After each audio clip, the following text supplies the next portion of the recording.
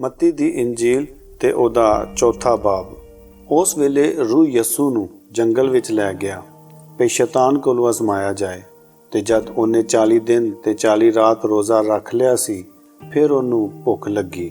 ਤਦ ਅਜ਼ਮਾਨ ਵਾਲੇ ਨੇੜੇ ਆ ਕੇ ਉਹਨੂੰ ਆਖਿਆ, ਜੇ ਤੂੰ ਖੁਦਾ ਦਾ ਬੇਟਾ ਹੈ ਤਾਂ ਆਖ ਭਈ ਉਹ ਪੱਥਰ ਰੋਟੀਆਂ ਬਣ ਜਾਣ।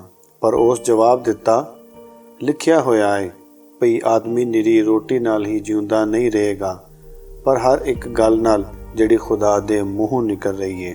ਫਿਰ ਸ਼ੈਤਾਨ ਉਹਨੂੰ ਮੁਕੱਦਸ ਸ਼ਹਿਰ ਵਿੱਚ ਨਾਲ ਲੈ ਗਿਆ ਤੇ ਹੈਕਲ ਦੇ ਕਿੰਗਰੇ ਉੱਤੇ ਖਿਲਾਰ ਕੇ ਆਖਿਆ, ਜੇ ਤੂੰ ਖੁਦਾ ਦਾ ਬੇਟਾ ਹੈ ਤਾਂ ਆਪਣੇ ਆਪ ਨੂੰ ਹੇਠਾਂ ਡੇਗ ਦੇ, ਕਿਉਂ ਜੋ ਲਿਖਿਆ ਹੋਇਆ ਹੈ ਭਈ ਉਹ ਆਪਣੇ ਫਰਿਸ਼ਤਿਆਂ ਨੂੰ ਤੇਰੀ ਬਾਬਤ ਹੁਕਮ ਦੇਗਾ ਤੇ ਉਹ ਹੱਥਾਂ ਉੱਤੇ ਤੈਨੂੰ ਚੁੱਕ ਲੈਣਗੇ ਭਈ ਕਿਤੇ ਪੱਥਰ ਨਾਲ ਤੇਰੇ ਪੈਰ ਨੂੰ ਸੱਟ ਨਾ ਲੱਗੇ।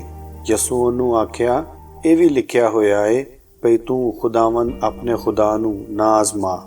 ਫਿਰ ਸ਼ੈਤਾਨ ਇੱਕ ਬੜੇ ਉੱਚੇ ਪਹਾੜ ਉੱਤੇ ਉਹਨੂੰ ਲੈ ਗਿਆ ਤੇ ਦੁਨੀਆ ਦੀਆਂ ਸਾਰੀਆਂ ਬਾਦਸ਼ਾਹੀਆਂ ਤੇ ਉਹਨਾਂ ਦੀ ਸ਼ਾਨ ਸ਼ੌਕਤ ਉਹਨੂੰ ਵਿਖਾ ਲਈ ਤੇ ਉਹਨੂੰ ਆਖਿਆ, ਇਹ ਸਭੋ ਕੁਝ ਮੈਂ ਤੈਨੂੰ ਦਿਆਂਗਾ ਜੇ ਤੂੰ ਨਿਊ ਕੇ ਮੈਨੂੰ ਸਜਦਾ ਕਰੇ।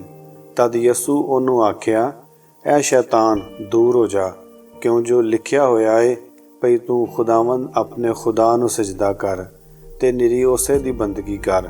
ਤਦ ਸ਼ੈਤਾਨ ਉਹਨੂੰ ਛੱਡ ਗਿਆ ਤੇ ਵੇਖੋ ਫਰਿਸ਼ਤਿਆਂ ਕੋਲ ਆ ਕੇ ਉਹਦੀ ਟਹਿਲ ਕੀਤੀ। ਤੇ ਇਹ ਸੁਣ ਕੇ ਭਈ ਯੂਹੰਨਾ ਫੜਿਆ ਗਿਆ ਹੈ, ਉਹ ਗਲੀਲ ਨੂੰ ਟੁਰ ਪਿਆ ਤੇ ਨਾਸਰਤ ਨੂੰ ਛੱਡ ਕੇ ਕਫਰਨਹੂਮ ਵਿੱਚ, ਜਿਹੜਾ ਸਮੁੰਦਰ ਦੇ ਕੰਢੇ ਜ਼ਬੂਲੂਨ ਤੇ ਨਫਤਾਲੀ ਦੀਆਂ ਹੱਦਾਂ ਵਿੱਚ ਜਾ ਰਿਹਾ, ਤਾਂ ਜੋ ਯਸਾਇਆ ਨਬੀ ਦੀ ਗੱਲ ਪੂਰੀ ਹੋਵੇ ਭਈ ਜ਼ਬੂਲੂਨ ਦੀ ਧਰਤੀ ਤੇ ਨਫਤਾਲੀ ਦੀ ਧਰਤੀ, ਗੈਰ ਕੌਮਾਂ ਦਾ ਗਲੀਲ, ਸਮੁੰਦਰ ਦੇ ਰਾਹ, ਯਰਦਨੋਂ ਪਾਰ। ਉਹਨਾਂ ਲੋਕਾਂ ਜਿਹੜੇ ਹਨੇਰੇ ਵਿੱਚ ਬੈਠੇ ਹੋਏ ਸਨ ਬੜਾ ਚਾਨਣ ਵੇਖਿਆ ਤੇ ਮੌਤ ਦੇ ਦੇਸ ਤੇ ਛਾਂ ਵਿੱਚ ਬੈਠਿਆਂ ਹੋਇਆਂ ਉੱਤੇ ਚਾਨਣ ਚਮਕਿਆ। ਉਸ ਵੇਲੇ ਤੂੰ ਯਸੂ ਮੁਨਾਦੀ ਕਰਨੀ ਤੇ ਇਹ ਆਖਣਾ ਸ਼ੁਰੂ ਕੀਤਾ ਭਈ ਤੌਬਾ ਕਰੋ, ਕਿਉਂ ਜੋ ਆਸਮਾਨ ਦੀ ਬਾਦਸ਼ਾਹੀ ਨੇੜੇ ਆ ਗਈ ਹੈ। ਤੇ ਗਲੀਲ ਦੇ ਸਮੁੰਦਰ ਦੇ ਕੰਢੇ ਫਿਰਦਿਆਂ ਹੋਇਆਂ ਉਸ ਦੋ ਭਰਾਵਾਂ ਨੂੰ, ਇੱਕ ਸ਼ਮਾਉਨ ਜਿਹੜਾ ਪਤਰਸ ਅਖਵਾਉਂਦਾ ਹੈ ਤੇ ਉਹਦੇ ਭਰਾ ਇੰਦਰਿਆਸ ਨੂੰ ਸਮੁੰਦਰ ਵਿੱਚ ਜਾਲ ਪਾਉਂਦਿਆਂ ਡਿੱਠਾ, ਕਿਉਂ ਜੋ ਉਹ ਮੱਛੀਆਂ ਫੜਨ ਵਾਲੇ ਸਨ। ਤੇ ਉਹਨਾਂ ਨੂੰ ਆਖਿਆ, ਮੇਰੇ ਮਗਰ ਆਓ ਤੇ ਮੈਂ ਤੁਹਾਨੂੰ ਆਦਮੀਆਂ ਦੇ ਫੜਨ ਵਾਲੇ ਬਣਾਵਾਂਗਾ। ਤੇ ਉਹ ਝੱਟ ਜਾਲਾਂ ਨੂੰ ਛੱਡ ਕੇ ਉਹਦੇ ਮਗਰ ਟੁਰ ਪਏ। ਤੇ ਉੱਥੋਂ ਅੱਗੇ ਵੱਧ ਕੇ ਉਸ ਹੋਰ ਦੋ ਭਰਾਵਾਂ ਨੂੰ, ਜ਼ਬਦੀ ਦੇ ਪੁੱਤਰ ਯਾਕੂਬ ਤੇ ਉਹਦੇ ਭਰਾ ਯੂਹੰਨਾ ਨੂੰ ਵੇਖਿਆ ਭਈ ਉਹ ਬੇੜੀ ਵਿੱਚ ਆਪਣੇ ਪਿਓ ਜ਼ਬਦੀ ਦੇ ਨਾਲ ਆਪਣਿਆਂ ਜਾਲਾਂ ਨੂੰ ਗੰਢ ਰਹੇ ਸਨ। ਤੇ ਉਸ ਉਹਨਾਂ ਨੂੰ ਸੱਦਿਆ ਤੇ ਉਹ ਝੱਟ ਬੇੜੀ ਨੂੰ ਤੇ ਆਪਣੇ ਪਿਓ ਨੂੰ ਛੱਡ ਕੇ ਉਹਦੇ ਮਗਰ ਟੁਰ ਪਏ।